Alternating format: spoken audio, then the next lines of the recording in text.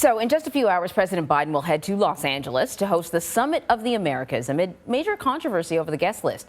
The event is already off to a rocky start for the Biden administration after Mexico's President Andrés Manuel López Obrador said that he would not attend because the U.S. failed to invite leaders from Venezuela, Cuba, and Nicaragua.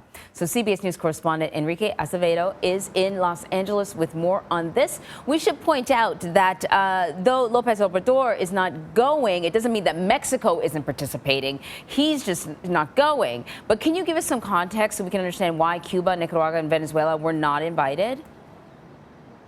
Absolutely, Anne-Marie. When we're talking about Venezuela, for example, we're talking about a government where the president, Nicolás Maduro, has been charged by the Justice Department on things like narco-terrorism, drug-related charges, corruption.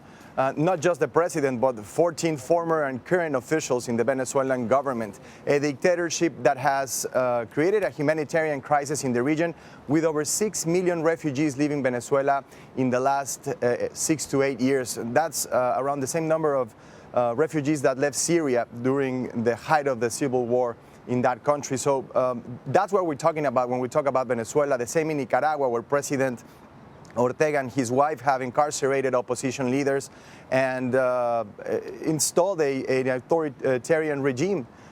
So that's why they were not invited. These countries were functioning members of the Organization of American States, a regional United Nations in a way, and the erosion of democratic order in both countries is the reason why the U.S. decided not to invite them. And in the case of Cuba, we know that U.S.-Cuba relations have been up and down during the last half a century.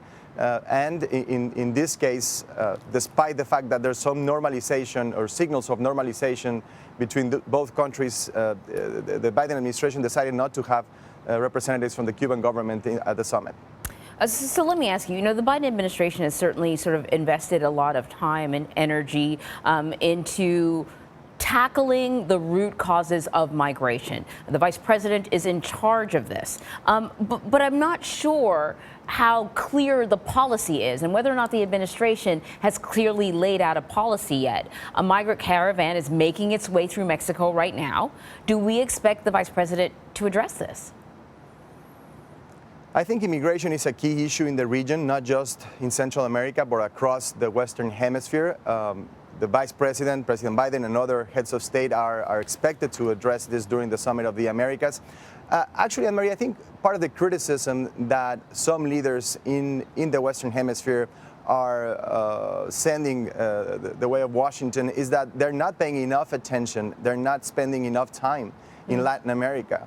And countries like China are. China has become the main trading partner for most of the South American countries and an important political and cultural influence in the region. So I think you would find that most of the criticism against Washington is that they're not paying enough attention to Latin America, especially now after the pandemic impacted the region disproportionately. And just really quickly, are there any sort of key deliverables? And I know we're talking about many different countries here, but key deliverables that they are hoping to get out of the U.S., that many of these countries are hoping to get out of the U.S. at the end of the summit? I think that's a key question. What kind of tangible results do these consensus-driven summits can, not just the Summit of the Americas, but others, can really generate? And I would say that I spoke with a former senior official at the State Department who said, what's the alternative? Not cooperating, not having a dialogue, not trying to resolve the issues that we face in the region collectively.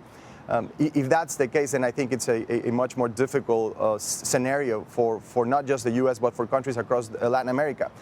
There's a long list of deliverables, but I think at the end of the day, it's just about sitting down, having conversations face to face, and like the senior official told me, promoting dialogue and cooperation to address issues like immigration and economic stagnation, corruption, and so many others that have plagued Latin America for so long. Yeah, talking is certainly better than not talking. Enrique, thank you very much.